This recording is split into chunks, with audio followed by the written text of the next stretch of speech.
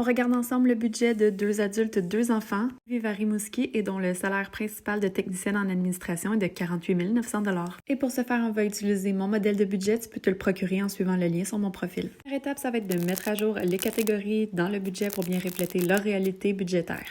Au niveau des revenus, j'y suis allée sur une base mensuelle pour simplifier le tout. Leur salaire principal représente 2 383 $ par mois. Le conjoint a aussi des sources de revenus qui rapportent 200 $ par mois. 1 565 d'allocations familiales, 136 de dépôt de solidarité, 66 $ de prime annuelle au travail et 10 $ de ristourne annuelle. Je travaille donc avec un revenu total de 4 361 $.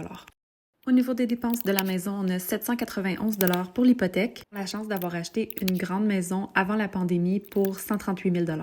43 $ pour l'électricité puisqu'il chauffe principalement au bois. 30 $ pour l'Internet et 125 $ pour l'assurance maison.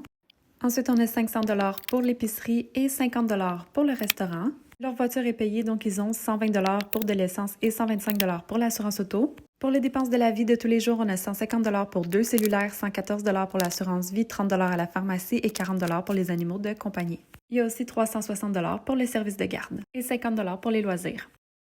Au niveau des dépenses annuelles, ils ont 2 000 $ pour les taxes municipales, 175 $ pour l'entretien de leur terrain. Ils prévoient généralement 1 500 $ pour les vacances, 50 $ pour le permis de conduire, 510 $ pour l'immatriculation et 500 $ pour les cadeaux de Noël, ce qui fait un total de 4 735 $. Si on répartit ça sur 12 mois, ça fait donc 381 $ qu'on va venir prévoir dans notre budget mensuel au niveau des fonds d'amortissement. Et finalement, il y a une dette de 430 $ par mois à payer. Avec tout ça, il resterait techniquement 1 012 $ à budgéter. Évidemment, on veut toujours s'assurer de faire un bon suivi de nos dépenses pour s'assurer qu'on n'a rien oublié dans le budget.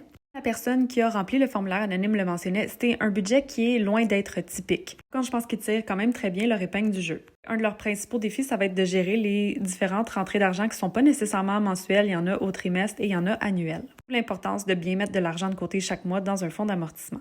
Finalement, avec l'argent qui reste, ce sera de voir s'il y a de la place pour de l'épargne, notamment un fonds d'urgence et peut-être le REE et le REER.